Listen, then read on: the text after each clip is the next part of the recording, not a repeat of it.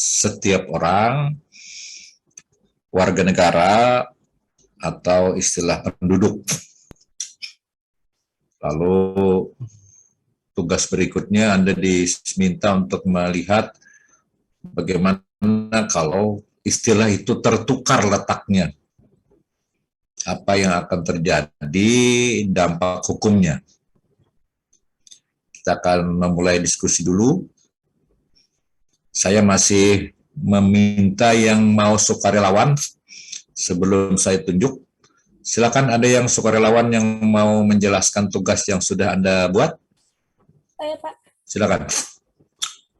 Jadi saya mengambil satu contoh dari pasal 29 ayat 2 Undang-Undang Dasar 1945 yang berbunyi, negara menjaminkan tiap-tiap untuk memeluk agamanya masing-masing dan untuk beribadat menurut agamanya dan kepercayaannya itu.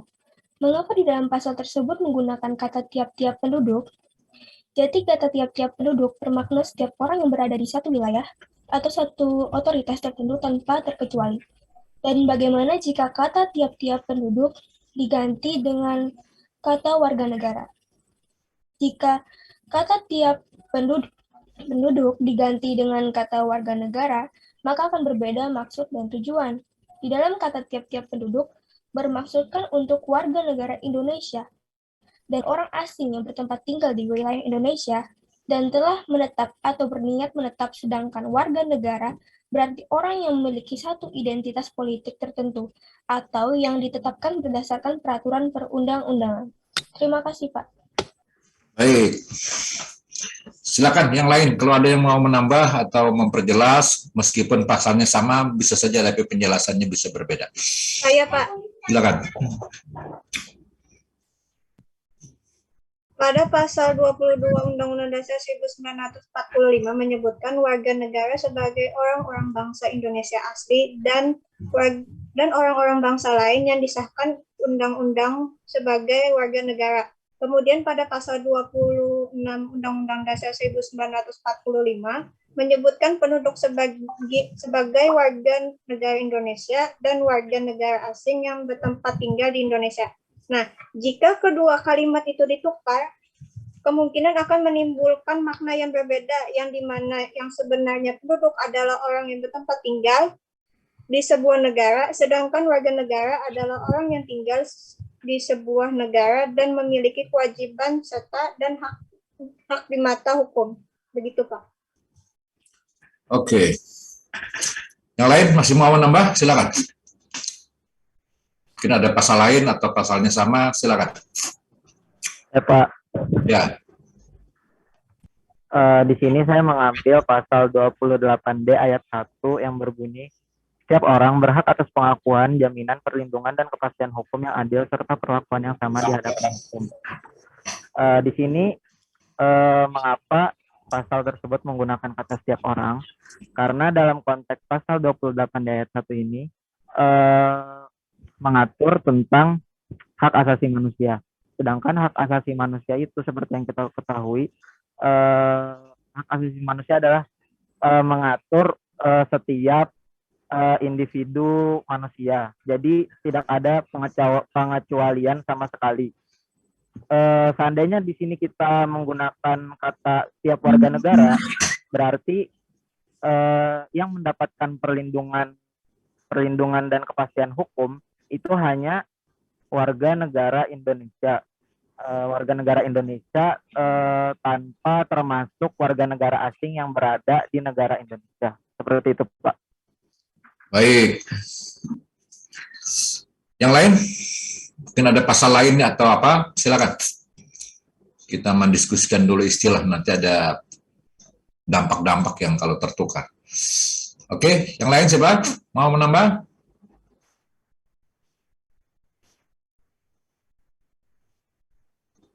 Sukarelawan atau saya tunjuk? Ada, sukarelawan saja dulu lah. Saya, Pak. Oke.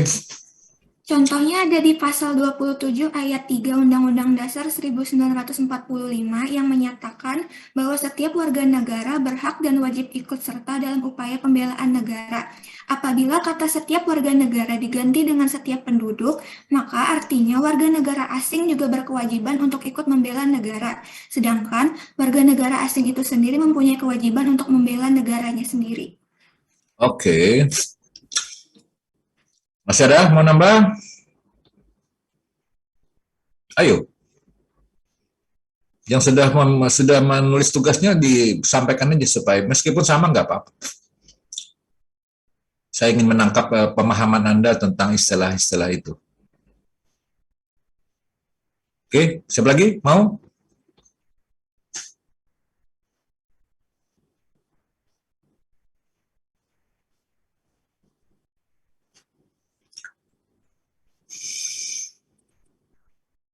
Ini beberapa orang perempuan semua nih. Ayo, laki-lakinya mana? Davin, mana Davin? Ayo Davin. Apa?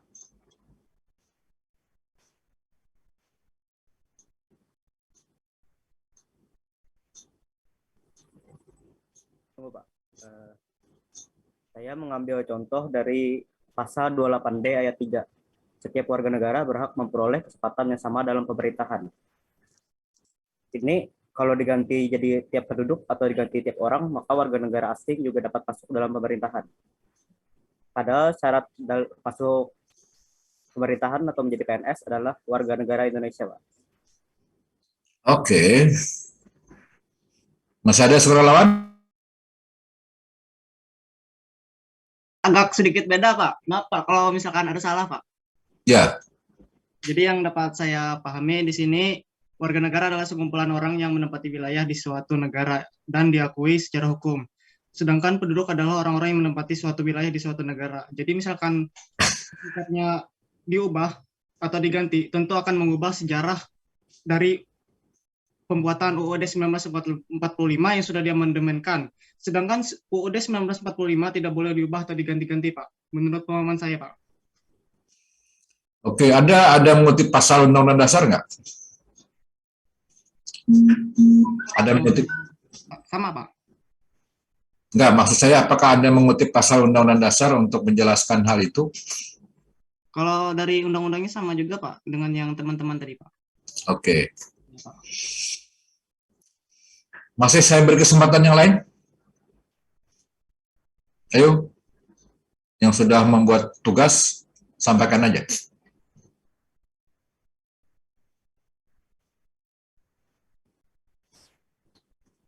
Si Nurhaiza ya?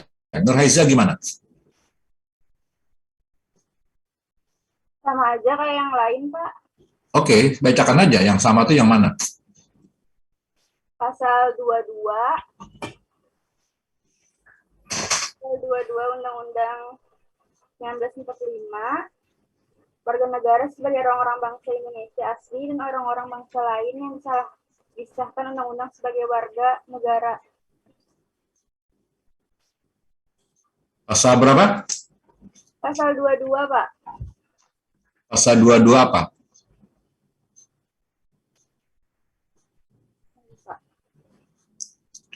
Pasal 22 apa? Undang-Undang Dasar atau Undang-Undang? Undang-Undang Dasar, Pak.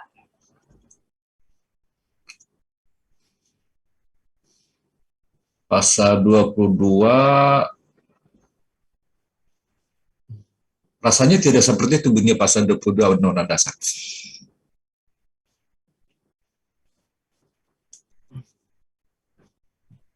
Atau mengutip yang lain?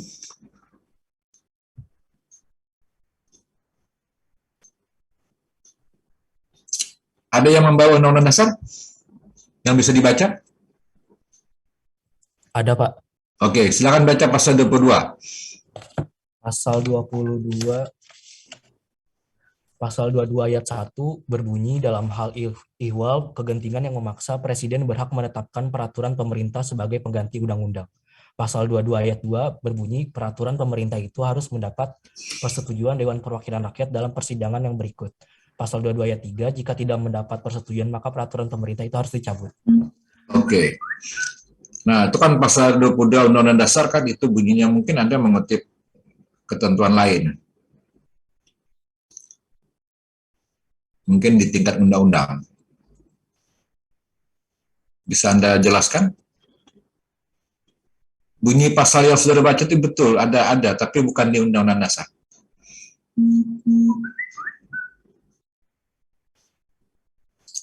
Oke. Yang lain mau menambah siapa lagi? Yang belum nih? Masih banyak yang belum nih. Sajidah apa sajidah?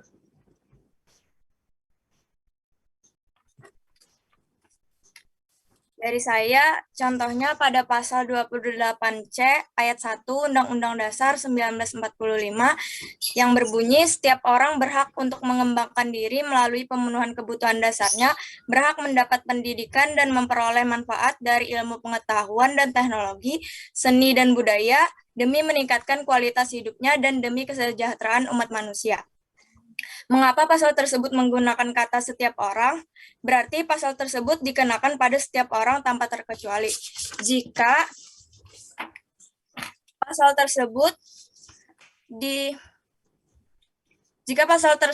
ditukar,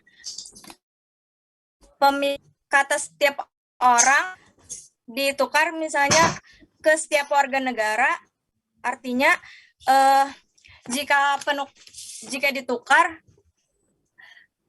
ke setiap warga negara, hanya warga negara Indonesia yang berhak untuk mendapatkan pendidikan atau memperoleh manfaat dari ilmu pengetahuan dan teknologi, seni budaya, dan meningkatkan kualitas hidup demi kesejahteraan umat manusia. Jadi,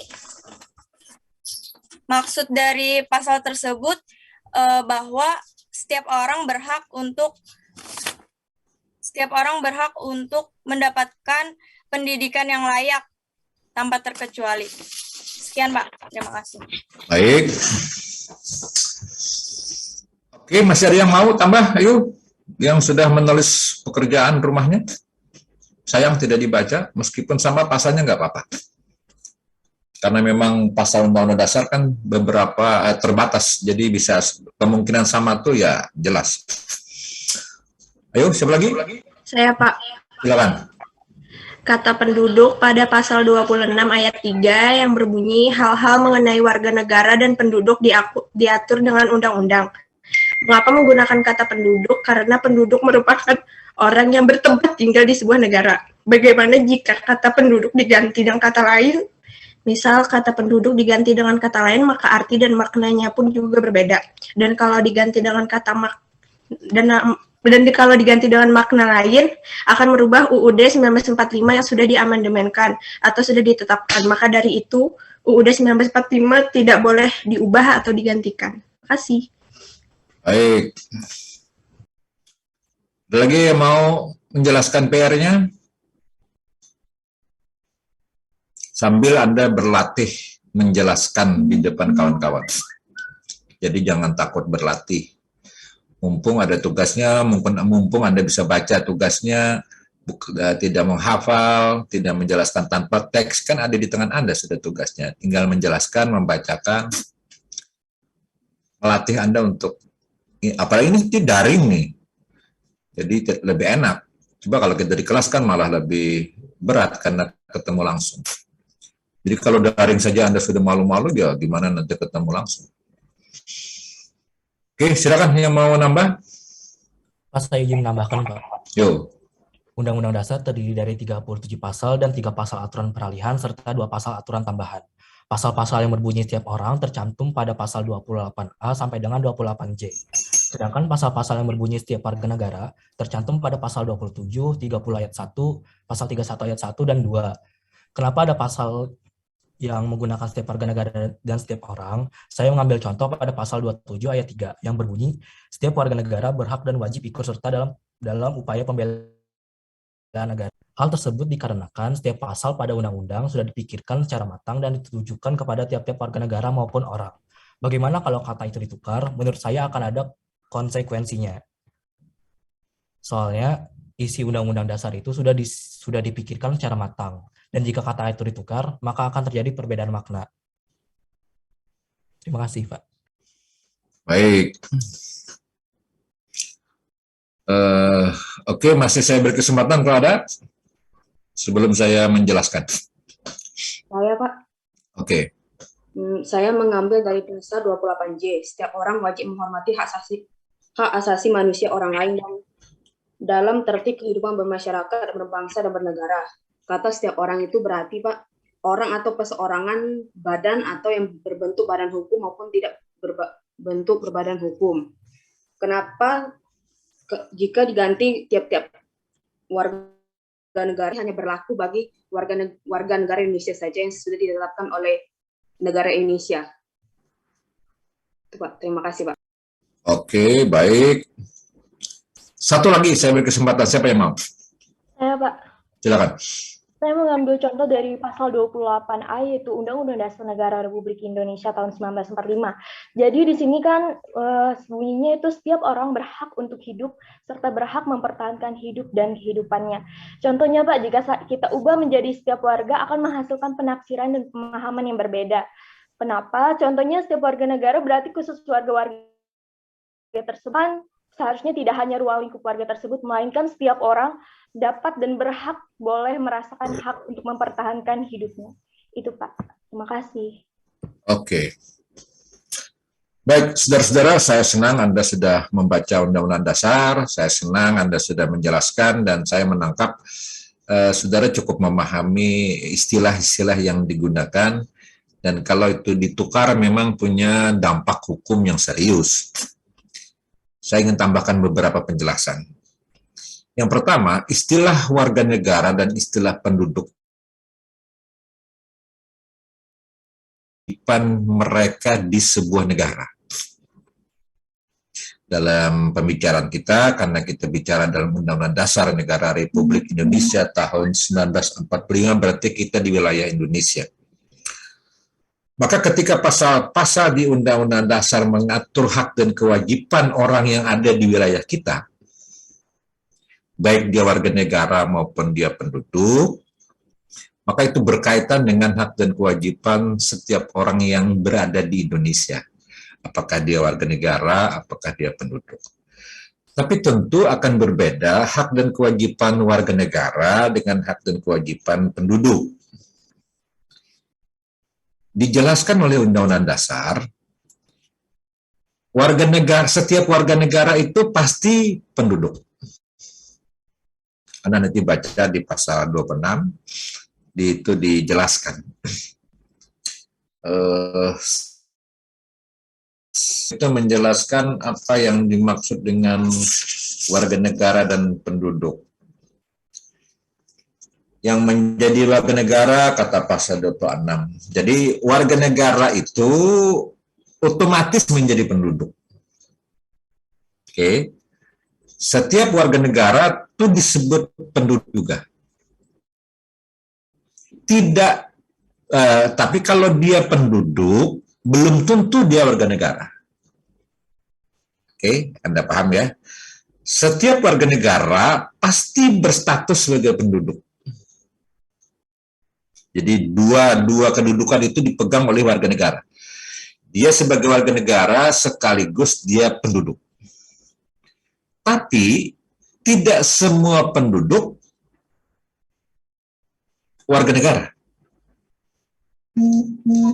Karena itu di Undang-Undang Dasar ada yang menggunakan istilah warga negara itu menunjuk kepada kewajiban-kewajiban warga negara dan hak-hak warga negara. Misalnya, setiap warga negara bersamaan kedudukan di depan hukum dan pemerintahan. Karena ada pemerintahan, setiap warga negara mempunyai kedudukan yang sama di depan hukum dan pemerintahan. Di sana ada pemerintahan tambahannya. Sehingga dia harus menggunakan warga negara.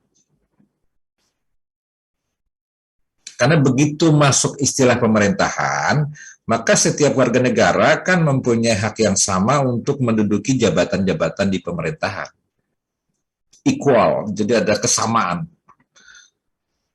Tapi kalau penduduk, tidak bisa dia duduk sebagai pegawai negeri, misalnya sebagai pejabat pemerintah, nggak bisa. Yang penduduk bukan warga negara.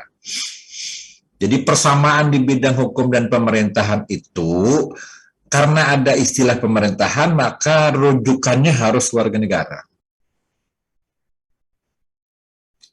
Oke, jadi istilah warga negara dan penduduk itu mengatur tentang hak dan kewajiban orang-orang itu, baik dia warga negara maupun dia penduduk, warga negara asing yang menjadi penduduk, dalam rangka penyelenggaraan pemerintahan secara keseluruhan. Kan banyak warga negara asing yang juga menjadi penduduk kita, dia bertempat tinggal di tempat kita, dia melaksanakan bisnis, melaksanakan macam-macam yang diperbolehkan oleh aturan. Tapi ketika urusan-urusan pemilu, urusan-urusan pilpres, segala macam, penduduk asing yang bukan warga negara kan tidak dilibatkan. Karena hak-hak itu hanya dimiliki oleh warga negara. Oke.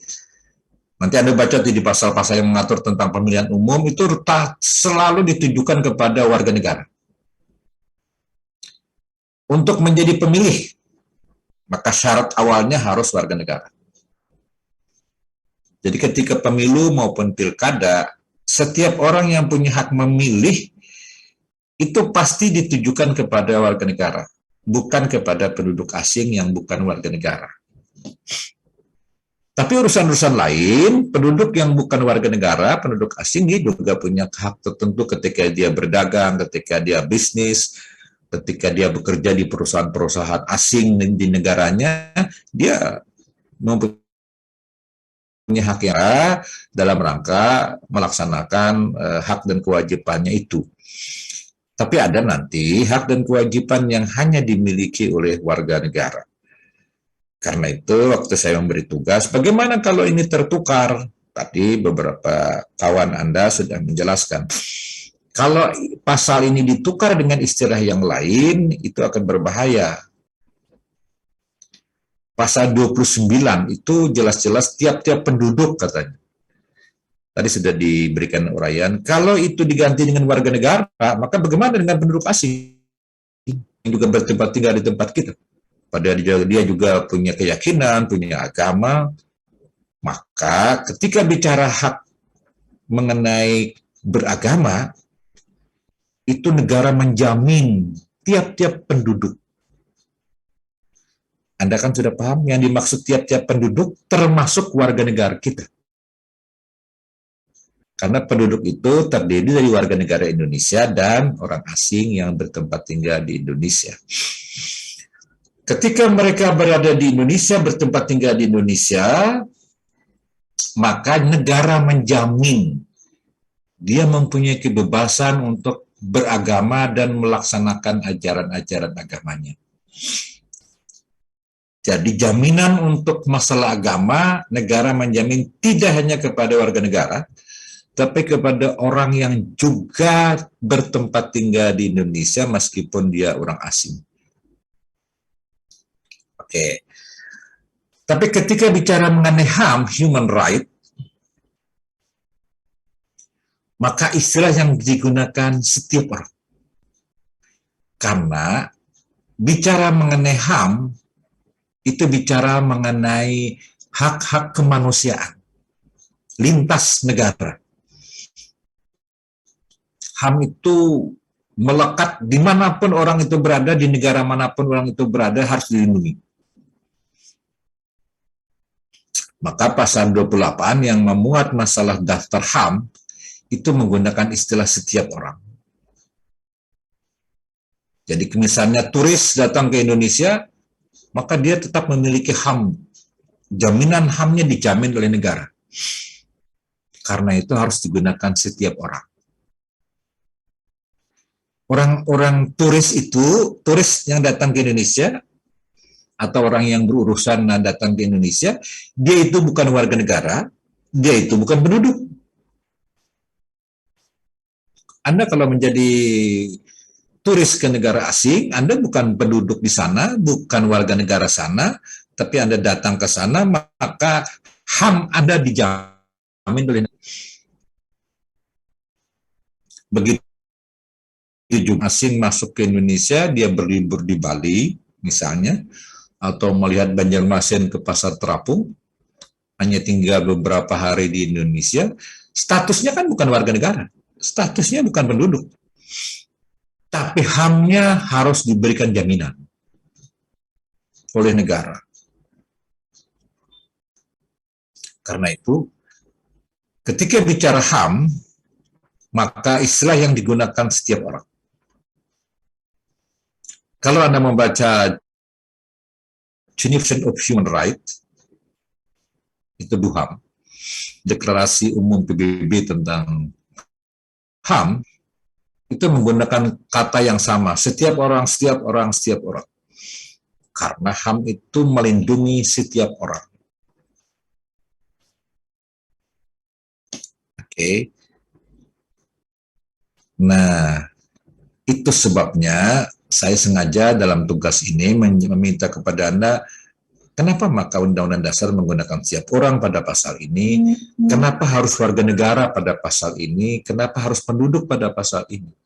Tadi saya sudah mendengar uraian Anda, dan saya senang Anda sudah cukup memahami peristilahan-peristilahan itu. Jadi, ketika bicara HAM, maka saya ulang, ketika bicara HAM, maka yang dilindungi itu harus setiap orang, tidak mengenal kewarganegaraan lagi, tidak mengenal penduduk. Jadi setiap orang yang ada di negara manapun, ketika bicara HAM, maka dia harus mendapat perlindungan dari negara di mana dia berada. Kalau orang asing berada di Indonesia, maka pemerintah Indonesia harus menjamin HAM-nya. Kalau warga negara kita, saudara berada di luar negeri, saudara juga akan dilindungi oleh pemerintah sana tentang HAM Anda. Nah, jadi itu bersifat universal. Universal itu artinya bersifat umum, lintas negara. Tapi ketika bicara warga negara dan penduduk, itu bicara tentang negara yang bersangkutan, bukan lagi lintas negara. Jadi menggunakan istilah warga negara dan penduduk itu terkait dengan satu negara. Karena itu, pasal-pasal Undang-Undang Dasar ketika bicara mengenai negara kita di Indonesia, maka dia merujuk kepada warga negara, merujuk kepada istilah penduduk. Tapi ketika pembentuk Undang-Undang Dasar membuat daftar HAM, maka yang digunakan adalah istilahnya setiap orang. Karena setiap orang itu ada di DUHAM, di Deklarasi PBB. Pasal 28 itu diambil alih dari pernyataan hak asasi dunia itu. Dan di sana digunakan istilah setiap orang. Oke, Anda paham tiga istilah ini? Ada setiap warga negara, ada setiap orang. Ada yang tahu bahasa Inggrisnya apa? Kalau setiap orang?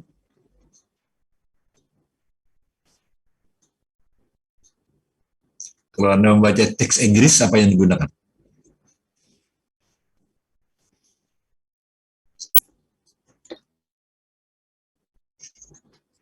Ada yang tahu? Nih, ada tahu ya. Kalau warga negara, apa istilah Inggrisnya? Citizen. Citizen, oke. Kalau penduduk?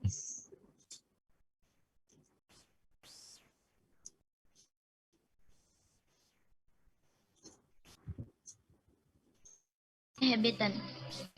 Apa? Penduduk apa?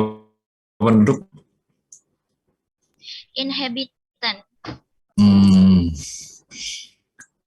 Oke, tapi ada istilah yang sudah populer kalau bicara dalam teks Inggris. Apa? Presiden. Oh, penduduk, istilah penduduk apa dalam bahasa Inggris? Population. Presiden. Population. Population ya. tiap orang? Every person, Pak. Every person, ada lagi selain? Everybody, Pak. Pribadi, apa lagi?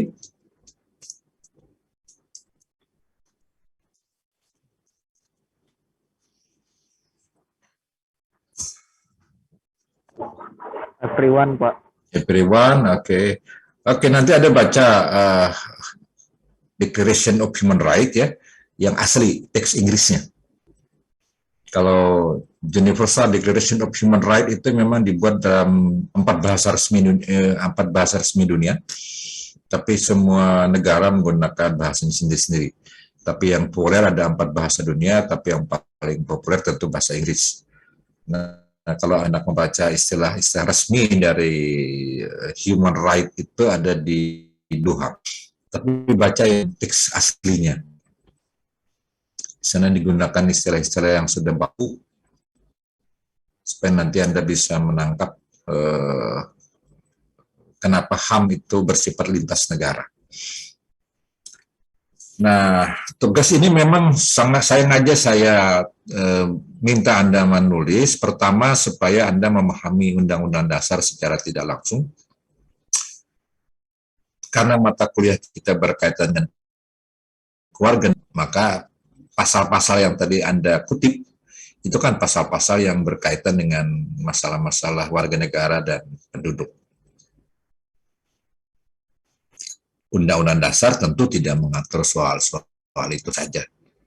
Karena konstitusi sebuah negara atau Undang-Undang Dasar sebuah negara itu mengatur hal-hal yang pokok, terutama berkaitan dengan lembaga-lembaga negara, hubungan lembaga negara dengan warga negara dan penduduk, kemudian pemerintahan. Jadi itu yang diatur, termasuk juga jaminan-jaminan HAM. Itu syarat yang harus dimuat dalam Undang-Undang Dasar bagi negara yang mengklaim dirinya negara demokrasi. Pasti memuat pasal-pasal itu. Memuat tentang lembaga-lembaga negara, memuat tentang hubungan lembaga negara dengan rakyatnya, dengan warga negara, bagaimana pemerintahan, bagaimana cara memilih pemerintahan, ada pemilu, bagaimana masalah-masalah peradilan diatur oleh Undang-Undang Dasar. Karena itu, saudara-saudara, kalau ingat dengan teori Montesquieu yang menjelaskan tentang konsep trias politik, Anda masih ingat dengan konsep trias politika?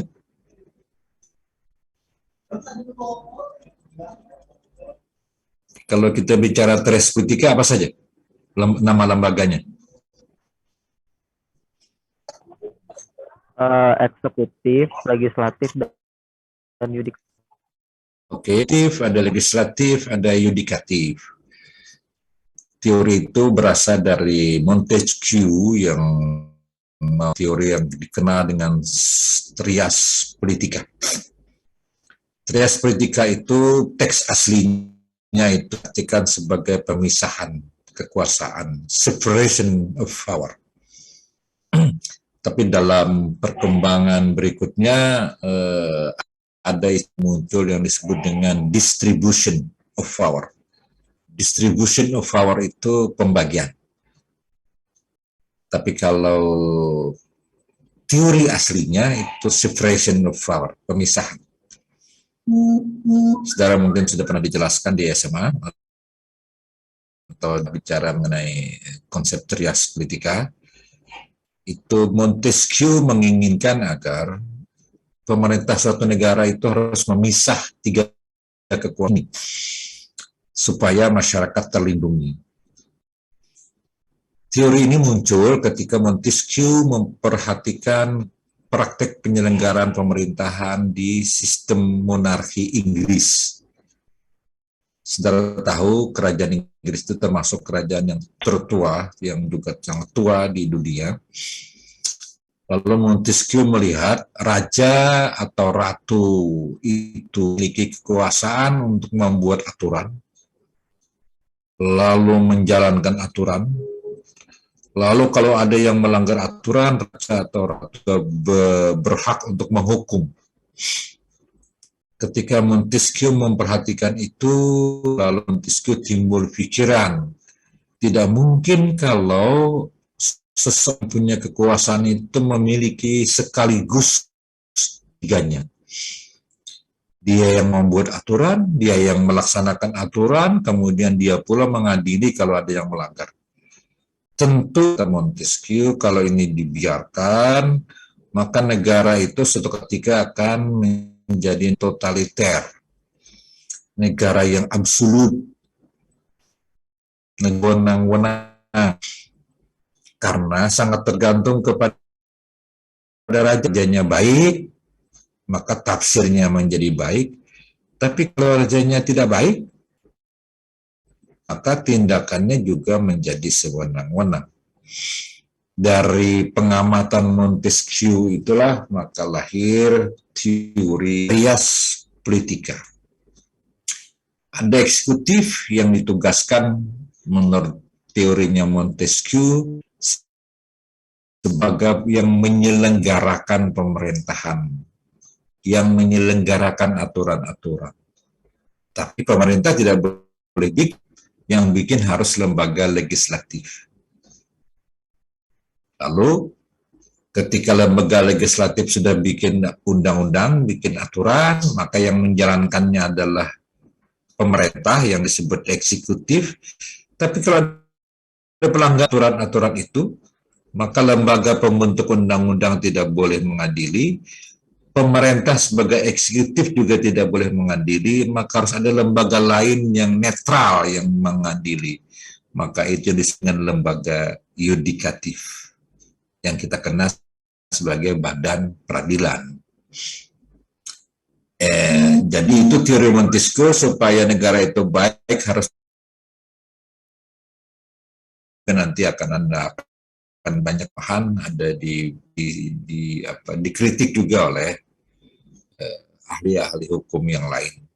Tapi nanti akan kita pertajam itu di mata kuliah yang lain. Nah, Undang-Undang Dasar, kalau saudara membaca sejarah pembentukan Undang-Undang Dasar kita yang belum dirubah, itu para tokoh bangsa yang kita sebut dengan the founding fathers yang merumuskan pasal Undang-Undang Dasar aslinya itu. Tokoh-tokoh kita itu luar biasa cerdasnya. Ada Soekarno, ada Hatta, ada Muhammad Yamin, Mr. Sopomo, banyak tokoh-tokoh. Mereka berdiskusi bersama, mereka berdebat secara akademik. Tapi yang saya ingin sampaikan kepada Anda, saya sangat kagum dengan tokoh-tokoh para pendiri bangsa kita itu. Karena di usia mereka yang masih sangat muda, ya rata-rata di bawah 50, kadang-kadang ada yang masih di bawah 40 tahun. Tapi bacaan buku mereka luar biasa. Saya membaca pidato-pidato mereka, kutipan-kutipannya dari bahasa Inggris, bahasa Belanda, bahasa Jerman, bahasa Perancis. Jadi mereka luar biasa cerdasnya. Sehingga bahasa yang kita lihat dalam Undang-Undang Dasar kita itu bahasanya baik-baik, bagus. Coba Anda baca pembukaan Undang-Undang Dasar. Mencerdaskan kehidupan bangsa. Coba saudara renungkan, kenapa pembentuk Undang-Undang Dasar menggunakan istilah mencerdaskan kehidupan bangsa? Itu ada nilai filosofinya, ada nilai filsafatnya. Jadi yang mau dicerdaskan itu kehidupan bangsa. Luar biasa istilah yang digunakan. Kemudian istilah keadilan sosial. Bahwa kemerdekaan itu adalah hak setiap bangsa. Kita bangsa Indonesia sudah menyatakan bahwa kemerdekaan itu harus dimiliki oleh setiap bangsa. Jadi kita, para pendiri bangsa kita, menjunjung tinggi nilai-nilai kemerdekaan dan nilai-nilai tidak boleh ada penjajahan di atas dunia ini. Ini konsep yang luar biasa. Dari mencerdaskan kehidupan bangsa, melindungi tumpah darah Indonesia. Oke. Itu yang banyak orang mengistilahkan itu para pendiri bangsa itu memiliki pikiran-pikiran brilian. Jadi brilliant mind of the founding fathers, pikiran-pikiran brilian dari para pendiri bangsa. Saya menugaskan Anda untuk membaca pasal-pasal itu, warisan dari mereka. Coba saja baca pasal-pasalnya juga mengandung nilai-nilai filosofi yang luar biasa. Dan saya sengaja meminta Anda, bagaimana kalau ini tertukar? Ternyata dampaknya menjadi besar. Jadi kita bisa bayangkan bagaimana para ahli, tokoh-tokoh pendiri bangsa kita sudah mempertimbangkan secara serius. Kalau masalah ini diatur, maka yang harus dipakai istilahnya ini warga negara. Kalau ini yang diatur, ini harus penduduk yang digunakan. Kalau mengenai setiap itu pikiran-pikiran yang luar biasa. Nah, saya ingin Anda juga mewarisi semangat mereka itu. Jadi, saya menugaskan Anda itu, harapan saya tidak hanya sekedar membaca biasa-biasa, seperti membaca buku novel, tapi sesekali Anda membaca teks undang-undang itu dengan serius. Undang-undang, teks undang-undang dasar serius, dan merenungi kenapa bahasanya seperti ini. Nah, dengan perenungan itu, Anda akan bisa menangkap nilai-nilai filsafat dari bahasa yang mereka gunakan. Dan orang hukum selalu seperti itu. Saya selalu menjelaskan ketika saya mengajar di S2 atau mengajar di program doktor, kalau di S1 yang Anda sekarang sedang kuliah, itu dosen hanya memberikan yang bersifat indoktriner, artinya bunyi pasalnya ini adalah Anda baca pasalnya. Tapi nanti kalau sudah Anda mau kuliah di S2, di strata 2, maka pengalaman saya mengajar di S2, saya selalu menekankan, jangan hanya membaca pasal.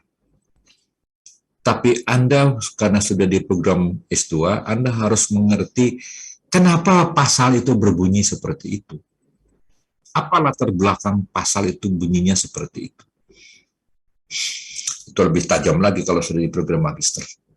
Oke lah, Anda D1, saya menyuruh Anda membaca saja dulu, tapi kalau Anda ingin merenungi juga bagus, supaya nanti untuk bekal masuk ke program strata 2, atau nanti kalau yang ingin menjadi seorang ilmuwan, seorang akademisi, Anda harus menjadi seorang doktor. Karena doktor itu kan tingkat jenjang tertinggi secara akademik. Oke. Kita sudah bersyukur di fakultas kita sudah banyak sekali doktor. Zaman-zaman saya kuliah, cuman ada satu doktor waktu itu. Tapi sekarang Anda sudah bisa menikmati dosen-dosen yang punya predikat doktor cukup banyak. Sehingga Anda beruntung karena mendapatkan kuliah dari para doktor yang sudah digodok ketika mereka studi doktor.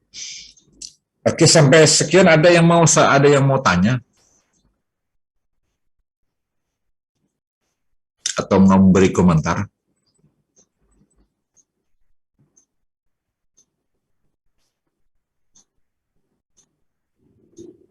Saya izin bertanya, Pak. Ya. Mengenai pernyataan Bapak yang setiap warga negara itu pasti penduduk. Nah, bagaimana seandainya kalau misalkan warga negara Indonesia yang berada di negara lain, itu apakah masih bisa dibilang penduduk, Pak? Karena kan penduduk itu orang yang bertempat tinggal di Indonesia, baik warga negara Indonesia maupun warga negara asing, gitu kan, Pak? Oke. Karena kita bicara dalam konteks Indonesia, maka saya jelaskan setiap warga negara itu pasti dia berstatus penduduk di Indonesia. Oke. Ketika warga negara kita berada di luar negeri, maka dia bisa menjadi wisatawan, turis. Dia juga bisa menjadi penduduk di negeri itu. tapi bukan warga negara. Banyak warga negara kita di Arab Saudi misalnya, yang menjadi penduduk Arab Saudi. Diakui sebagai penduduk dengan izin pemerintah Arab Saudi, tapi dia bukan warga negara Arab Saudi. Tapi ketika kita naik haji, umrah, itu kan kita bukan penduduk sana, bukan warga negara sana, maka kita diakui sebagai setiap orang. Ketika kita sebagai datang ke Arab Saudi melaksanakan haji, umrah, maka HAM kita dilindungi oleh bahasa setiap orang. Karena kita bukan penduduk sana, bukan warga negara sana. Tapi ketika kita balik ke Indonesia dan kita tinggal di Indonesia, maka Undang-Undang Dasar memberikan batasan setiap warga negara itu pasti penduduk kita di sini. Tapi tidak semua penduduk menjadi warga negara. Orang asing yang tinggal di Indonesia, dia bukan orang warga negara Indonesia, tapi karena dia mendapat izin tinggal di Indonesia dalam waktu yang lama, maka dia disebut penduduk. Oke. Jadi kalau warga negara Indonesia berada di negara lain, kalau dia sudah bertempat tinggal lama di negara itu, dia diakui sebagai penduduk negara itu. Tidak penduduk Indonesia, karena dia tinggal di sana. Karena pengertian penduduk itu kan bertempat tinggal di Indonesia dalam waktu yang lama dan mengikuti aturan-aturan yang diberlakukan oleh pemerintah Indonesia. Jadi konteks saya menjelaskan itu konteks hubungannya ketika kita bicara di Indonesia. Orang itu tinggal di Indonesia, orang itu bertempat tinggal di Indonesia, maka kita sebutkan bahwa warga negara Indonesia itu pasti penduduk karena warga negara Indonesia itu bertempat tinggal di Indonesia. Tapi ketika warga negara kita berada di luar negeri, kita tentu tidak membahas itu karena ketika mereka berada di luar negeri, maka yang mengatur mereka itu hukum di luar negeri di mana dia bertempat tinggal. Saja wisatawan atau sebagai apa? Tuh negara yang kita tempati itu yang mengatur, bukan kita. Karena negara itu kan punya kedaulatan sendiri-sendiri. Karena itu tanda identitas ketika kita ke luar negeri itu bukan KTP. KTP itu ketika kita berjalan di dalam negeri. Tapi ketika Anda berada di luar negeri, maka yang melindungi Anda itu sebagai identitas itu yang disebut dengan paspor. Paspor itu berlaku secara internasional. Saya tambahkan, saudara-saudara, kalau mau saudara masuk ke suatu negara, Anda harus mendapat izin dari pemerintah negara itu. Itu yang disebut dengan visa, izin masuk. Ketika kita mau umrah, maka kita harus mengurus di Kedutaan Besar Arab Saudi di Jakarta untuk mendapatkan izin masuk Arab Saudi. Karena begitu masuk ke bandara internasional di Arab Saudi atau di Jeddah, maka Anda akan dijaga oleh petugas imigrasi untuk melihat identitas. Maka kita wajib memperlihatkan paspor, dan di dalam paspor kita tuh ada selembar kertas yang disebut dengan visa. Itu kedutaan besar negara yang akan kita masuki sudah memberi izin kita masuk. Begitu visa kita tidak punya, maka kita tidak bisa masuk ke negara itu. Nah, tapi kemudian ada beberapa perjanjian antar negara, misalnya kita dengan negara ASEAN. Negara ASEAN itu Indonesia, Malaysia, Singapura, Filipina, Thailand, apalagi itu Laos. Itu adalah negara-negara ASEAN, Asia Tenggara yang sudah membuat perjanjian bersama bahwa kalau kita masuk ke negara-negara ASEAN, kita tidak perlu mendapatkan izin lagi, tapi cukup dengan paspor. Karena masing-masing negara sudah memberi izin langsung antara negara ASEAN. Orang Singapura juga mau ke Indonesia atau Malaysia ke Indonesia tidak perlu ada visa, izin, tapi bisa dengan paspor. Kalau saudara pas lagi ke Batam, lalu mau menyeberang ke Singapura, ke Malaysia, saudara cukup membawa paspor, Anda bisa masuk. Tanpa paspor, Anda tidak bisa masuk ke suatu negara. Jadi ada hukum internasional yang mengatur bahwa negara punya hak untuk memberi izin atau tidak memberi izin seseorang warga negara lain untuk masuk ke negaranya. Pengalaman kita berkunjung ke beberapa negara, ada yang ketat sekali di petugas imigrasinya, ada yang sedang-sedang, ada yang longgar-longgar. Jadi saya punya pengalaman berkunjung ke beberapa negara, ada yang sangat ketat, semua diperiksa, mulai di baju dilepas segala macam. Ada yang biasa-biasa saja. Jadi ada yang ketat, ada yang longgar.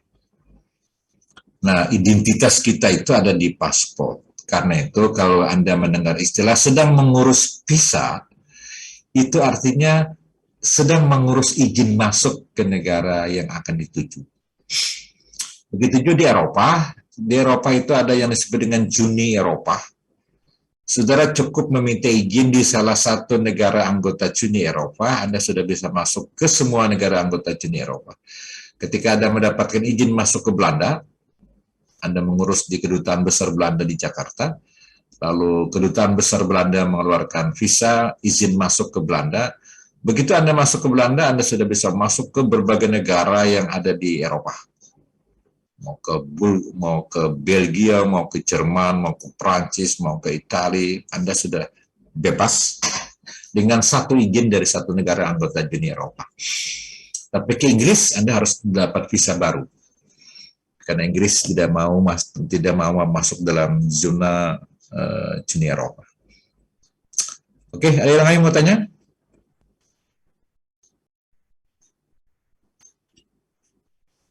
Silahkan kalau ada yang mau tanya.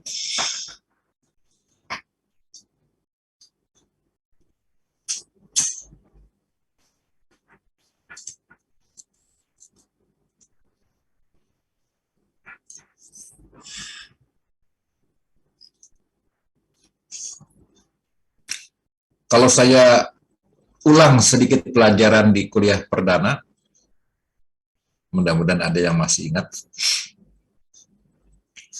Kalau ada pertanyaan, siapa yang disebut dengan warga negara?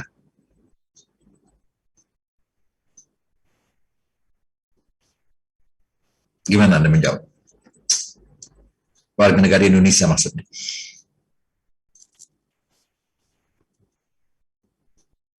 Izin menjawab, Pak. Ya. Yang menjadi warga negara Indonesia adalah orang-orang bangsa Indonesia asli dan orang-orang bangsa lain yang disahkan dengan undang-undang sebagai warga negara, Pak. Oke. Satu itu. Yang kedua, siapa yang bisa disebut warga negara Indonesia?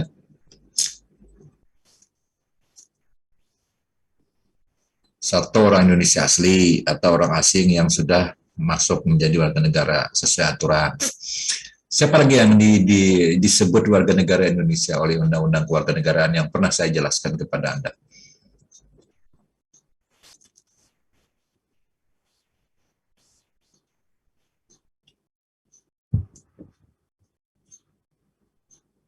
Anak-anak yang mana? Anak-anak yang lahir yang mana? Yang disebut warga negara Indonesia? Oh, Pak, anak yang lahir dari perkawinan yang sah dari seorang ayah dan ibu warga negara Indonesia. Oke, kalau ayah dan ibunya orang Indonesia, maka anaknya otomatis menjadi warga negara Indonesia. Ada lagi yang lain? Yang diakui oleh undang-undang. Anak yang lahir dari perkawinan yang sah dari seorang ayah warga negara Indonesia dan ibu warga negara asing. Oke. Yang ketiga, ayahnya orang Indonesia, ibunya orang asing. Begitu melahirkan anak, maka anaknya diakui oleh pemerintah kita sebagai warga negara Indonesia. Oke, sambung yang kebalikannya.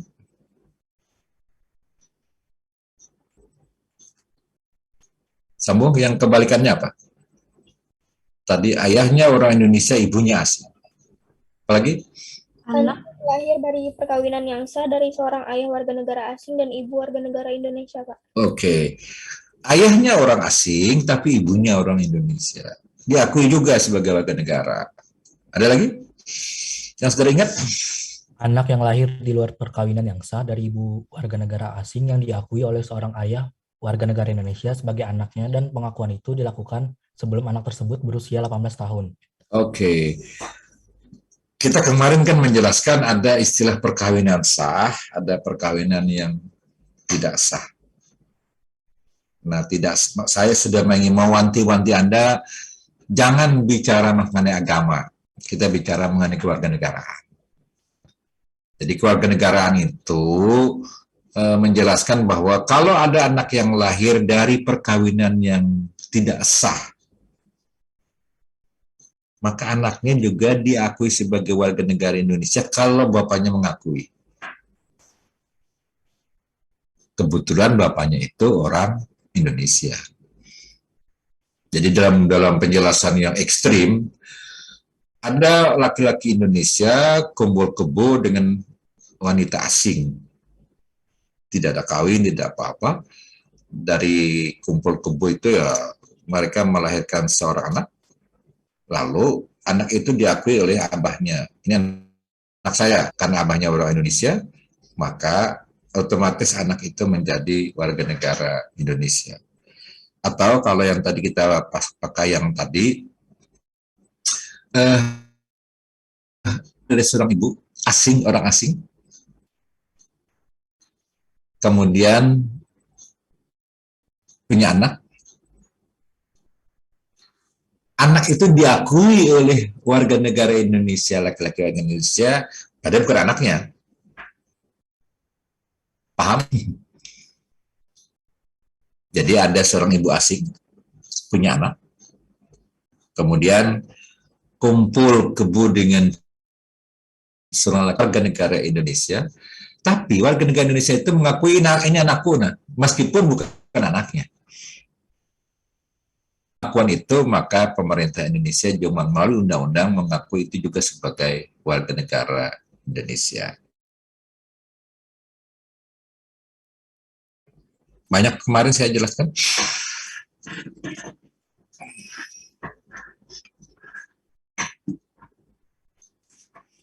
Oke.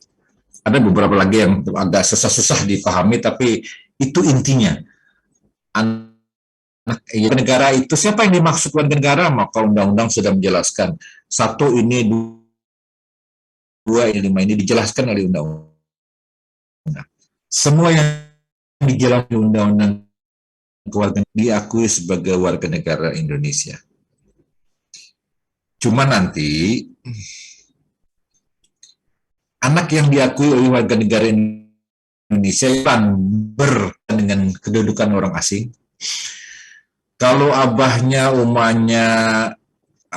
mamanya Indonesia asli, itu otomatis Indonesia. Tapi kalau salah satu dari orang tua itu bukan warga negara Indonesia, jadi salah satu maupun bapaknya orang asing, maka anak yang lahir diakui oleh sebagai warga negara, tapi di usia 18 tahun, anak itu harus memilih. Kalau kebetulan ayahnya orang asing, maka anaknya ikut warga negara ayahnya yang asing itu, atau tetap menjadi warga negara Indonesia. Jadi sampai usia 18 tahun, dia diakui oleh pemerintah kita sebagai warga negara Indonesia. Umur 18 tahun, maka dia punya kewajiban memilih mau ikut abahnya yang asing atau mau ikut ibunya yang orang asing, warga negara ibunya, atau dia tetap ingin menjadi warga Indonesia.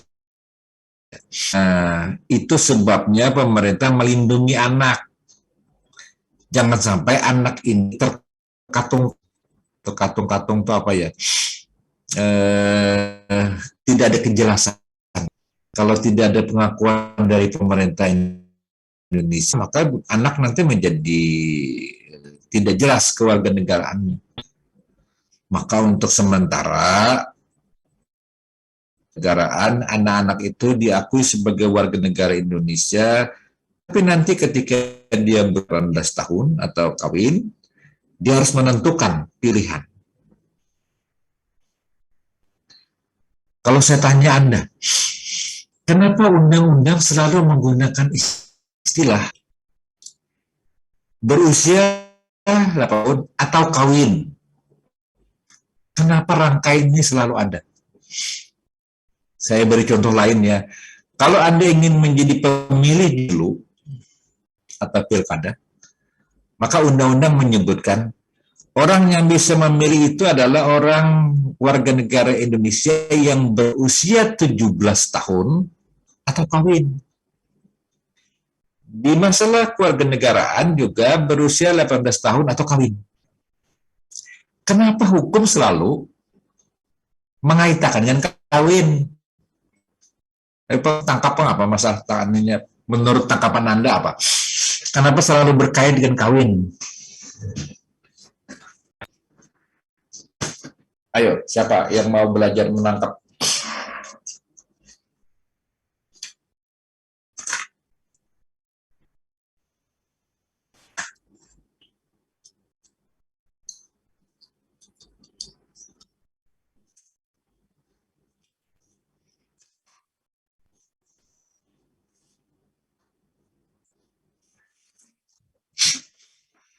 Kalau hendak jadi pemilih, syarat awalnya 17 tahun atau kawin atau sudah kawin. Warga negara ketika hendak memilih warga negara disebutkan berusia 18 tahun atau kawin. Kenapa maka harus dikawin? Kenapa? Bang.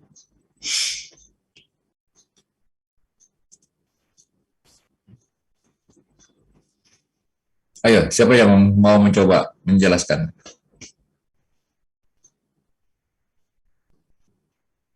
Ayo, belajar.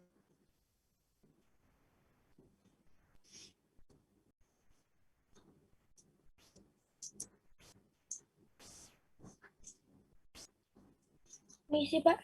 Ya.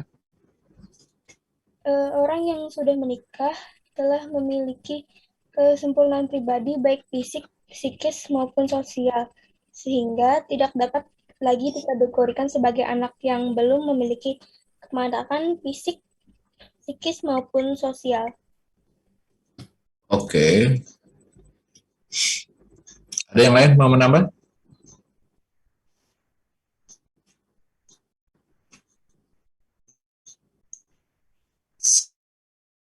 Selalu kawin. Tadi sudah dijelaskan oleh salah seorang mahasiswa. Ada yang berpendapat lain atau uraian yang lain?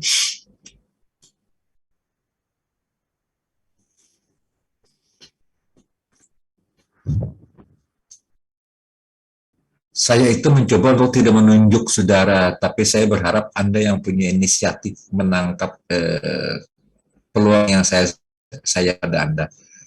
Selalu saya beri nasihat, jangan takut salah gitu maksudnya.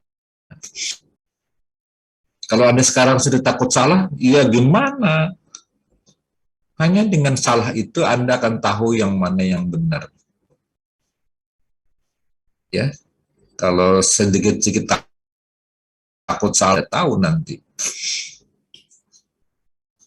Orang yang orang yang cerdas itu selalu prosesnya mulai dari kesalahan-kesalahan, kemudian dia menjadi banyak pengetahuan-pengetahuan baru dari kesalahan-kesalahan itu. Oke, ada yang mau menambah penjelasan? Kenapa harus ada kawin?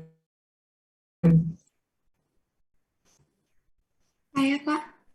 Ya.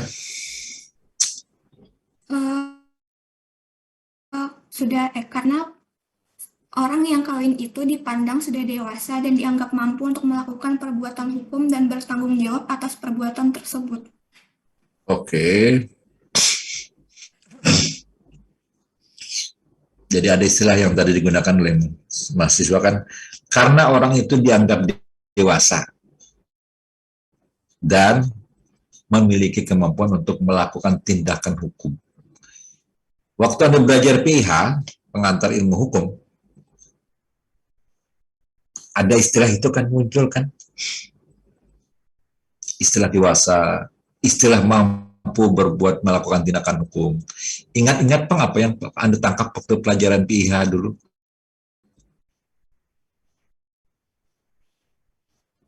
Kalau saya bantu dengan pertanyaan, siapa yang dianggap subjek hukum yang yang diberikan hak untuk melakukan tindakan hukum? Siapa? Subjek hukum itu siapa? Manusia dan badan hukum. Oke, subjek hukum itu ada manusia, ada badan hukum. Terus, siapa subjek hukum yang dianggap boleh melakukan tindakan hukum? Yang dewasa. Oke, orang yang sudah dewasa. Muncul pertanyaan berikutnya. Apa ukuran orang itu sudah dewasa? Hukum mengukurnya dari mana? Ayo.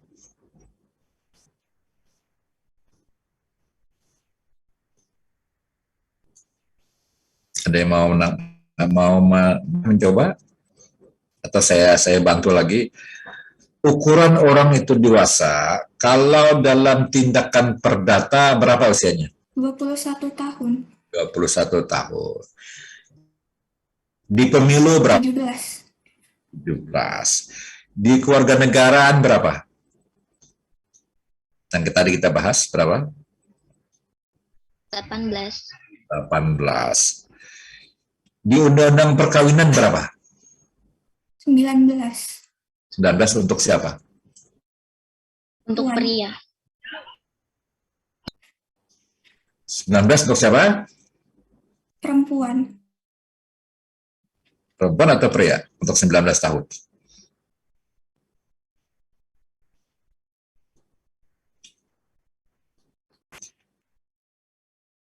Kalau perempuan boleh kawin berapa usianya? Menurut undang-undang?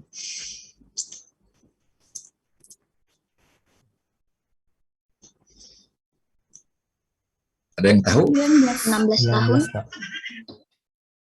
16. Kalau laki-lakinya? 19 tahun.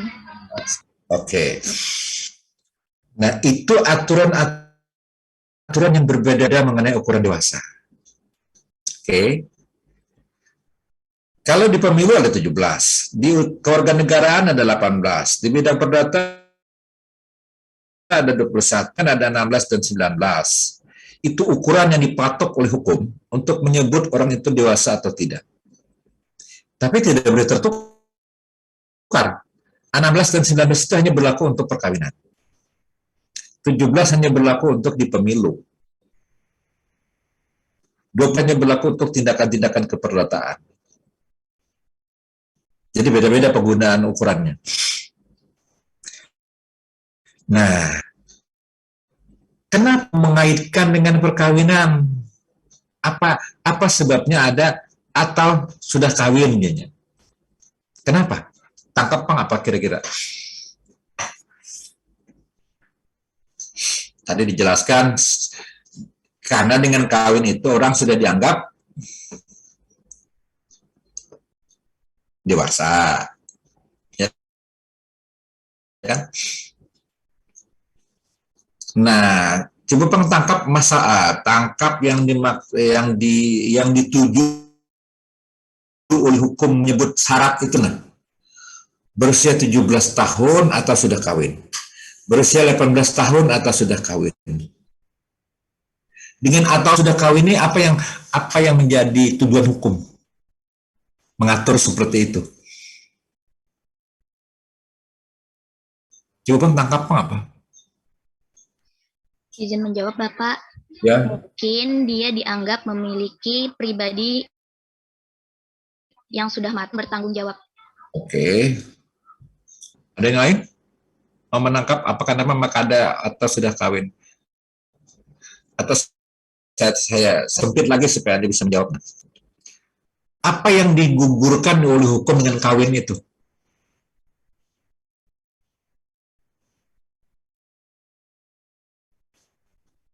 Apa yang digugurkan oleh hukum dengan adanya atau kawin itu?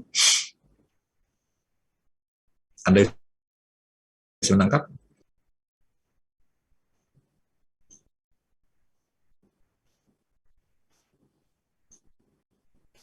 Bisa lah menangkap. Aduh, gimana logika Anda nih? Oke, belum terlatih logikanya ya. Saya beri uraian sedikit. Kan syaratnya kan, kalau di pemilu syaratnya. Kalau hendak menjadi pemilih, ujar pemilu, undang-undang pemilu, warga negara Indonesia itu harus berusia 17 tahun lebih atau sudah kawin. Ketika dia kawin, yang mana yang syaratnya?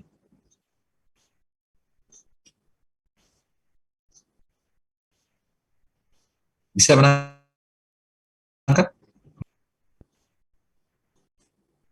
Ayo, gimana nih saya orang calon Umurnya, saja. Pak.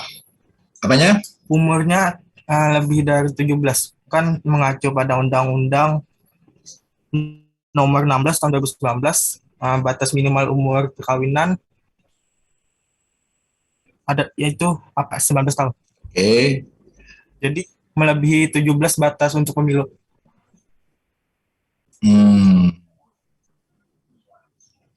Oke.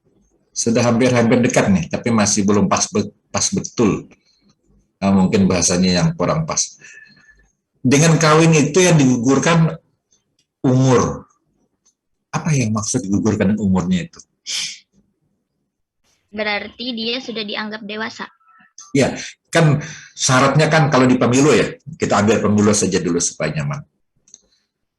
Orang boleh menjadi pemilih atau menggunakan hak pilihnya dengan syarat satu sudah berusia 17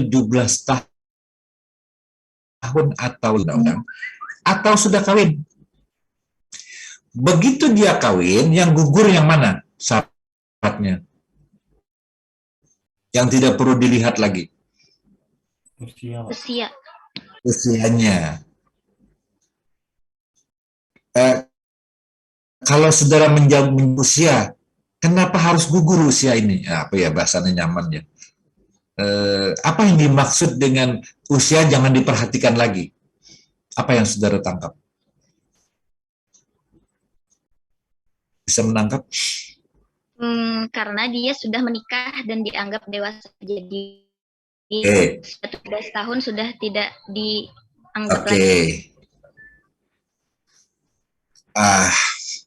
Kalau dia berusia 18 tahun kawin, masih perlu nggak aturan itu atau sudah kawin?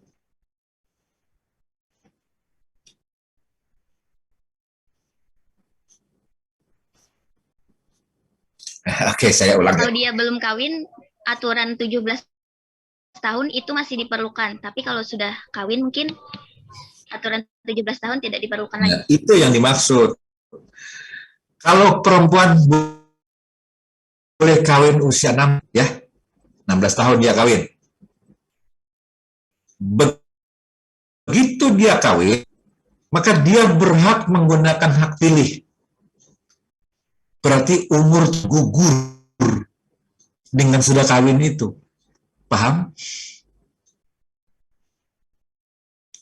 Oke.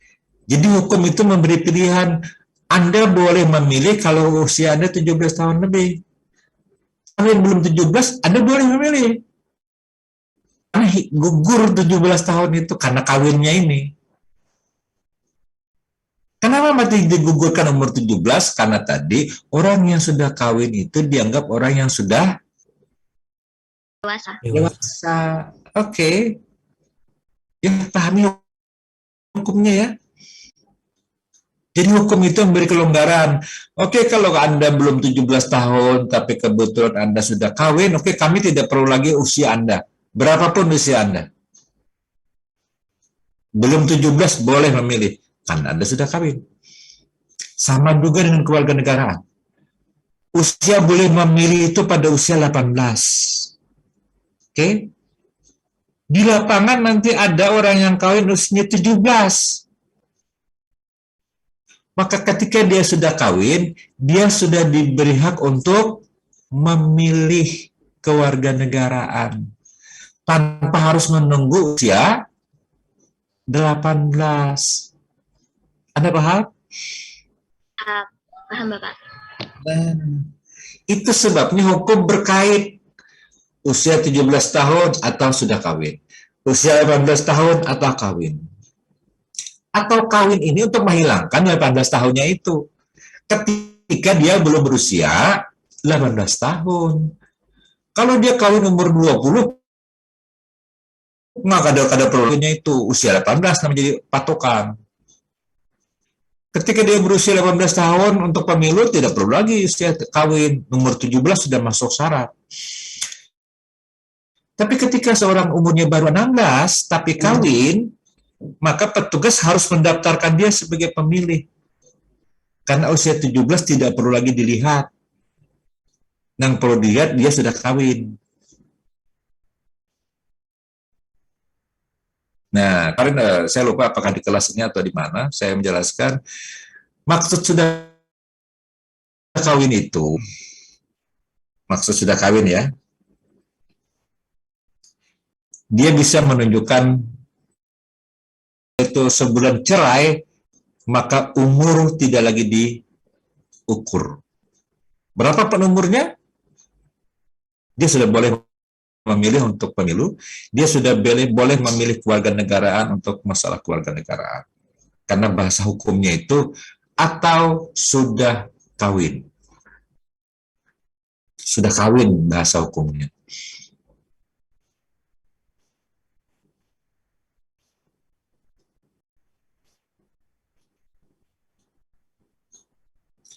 Kalau bahasa hukum menggunakan usia 17 tahun untuk memilih atau pasangan suami istri. Nah, kalau menyebut pasangan suami istri, cerai kan boleh. Karena pasangan suami istri yang dipakai. Tapi yang dihukum sudah kawin.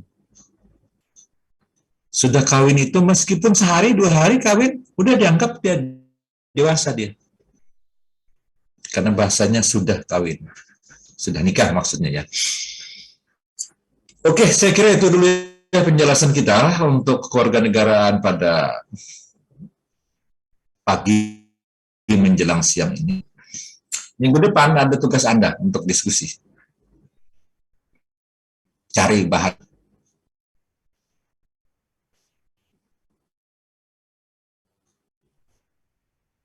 Ada istilah diaspora ya. Nah, catat diaspora. Itu gambarannya itu orang-orang Indonesia yang lama tinggal di luar negeri. Nah, cari bahan itu di internet banyak. Saya ingin Anda nanti minggu depan beberapa orang menjelaskan apa yang saudara pahami dengan istilah diaspora itu. Mungkin sekarang Anda baru dengar atau pernah dengar tapi tidak terperhatikan dengan jelas. Nah, karena mata kuliah kita mengenai kewarganegaraan dan itu akan salah satu yang menjadi penting dalam istilah-istilah kewarganegaraan. Oke, Anda saya minta minggu depan, Rabu depan, seperti ini, cari bahan apa yang dimaksud dengan diaspora itu, pahami apa maksud istilah itu, pahami seperti apa orang-orang yang masuk dengan istilah diaspora ya. Nanti kita diskusikan. Ada yang tidak paham dengan tugas sederhana ini? Dan itu mudah didapatkan di internet. Begitu Anda klik, keluar. Banyak sekali tulisan-tulisan tentang itu. Jadi tidak ada kesulitan. Kalau Anda tidak bisa menjawab kalau tidak bisa menjawab, berarti Anda tidak internet. Itu saja. Begitu Anda buka, catat beberapa hal, pasti Anda tahu. Kalau saya tanya nanti minggu depan ada yang tidak bisa menjawab, itu artinya Anda tidak buka internet. Karena tidak susah sekarang.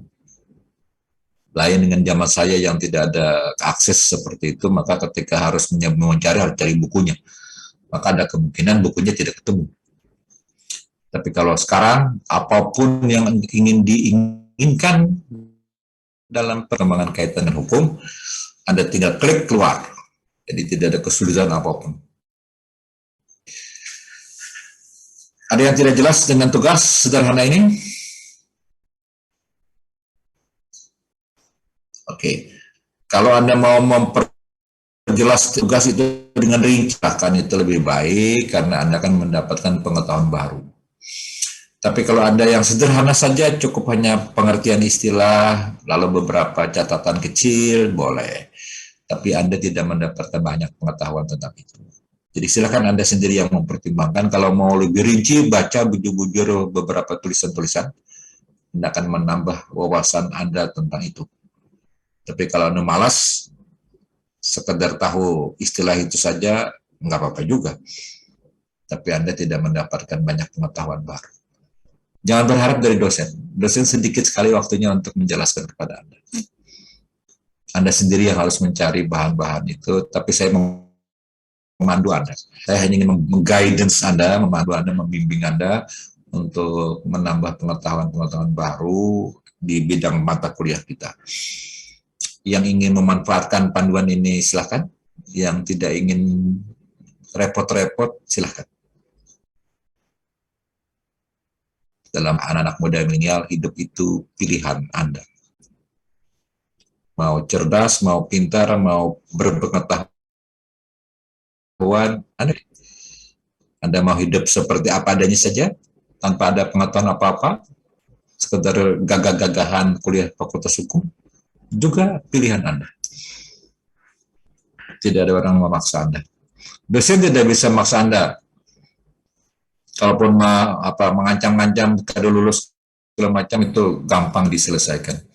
Dosen juga tidak ingin mengurus Anda berlama-lama. Sekali dua kali dilulus sudah diluluskan aja daripada repot melihat wajah Anda. Jadi tidak ada masalah dengan kelulusan. Tapi bermasalah dengan pengetahuan. Anda lulus dengan pengetahuan yang sedikit, beda dengan orang yang lulus dengan pengetahuan yang cukup. Lihat saja nanti di lapangan. Begitu Anda lulus, Anda akan merasakan perbedaan kawan-kawan Anda yang cerdas, yang belajar serius dengan Anda yang ogah-ogahan. Memang ada juga yang kebetulan bagus nasibnya, di kampus ogah-ogahan, jadi sukses luar ada. Kita tidak menutup mata. Tapi persentase secara statistik, orang itu sedikit sekali persentasinya. Jadi jangan Anda masuk ke statistik yang sedikit, ambil yang statistik yang banyak. Karena kalau Anda mengambil statistik sedikit, itu peluangnya kecil. Tapi kalau Anda mengambil yang statistiknya banyak, peluang Anda lebih besar. Jadi kalau Anda melihat, ada yang sukses padahal dia tidak pintar, dia bodoh, dia tidak apa-apa di kampus, itu orang itu sedikit sekali orang-orang yang sukses seperti itu. Jangan mengambil peluang yang sedikit, ambil yang statistik yang banyak.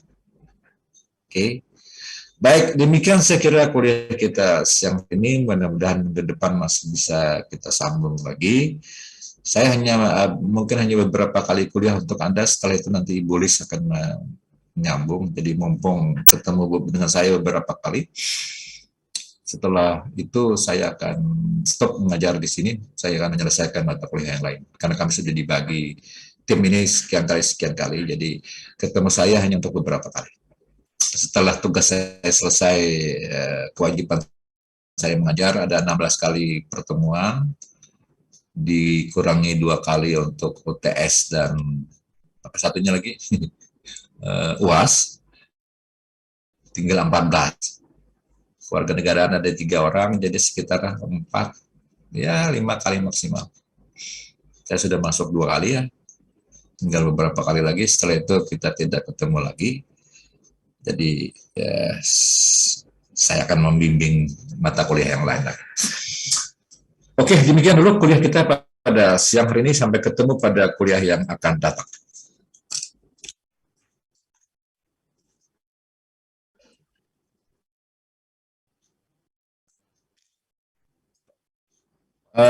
saudara komplit tuh hubungi atau cek di laptop Anda, di internet Anda, apakah sudah dibuka SIM-marinya untuk presensi kehadiran. Kalau sudah dibuka, silakan isi. Kalau belum aktif, hubungi nanti bagian akademik supaya rekaman Anda hadir bisa terekam di database akademik. Baik, Pak. Oke. Terima kasih banyak, Pak. Yuk.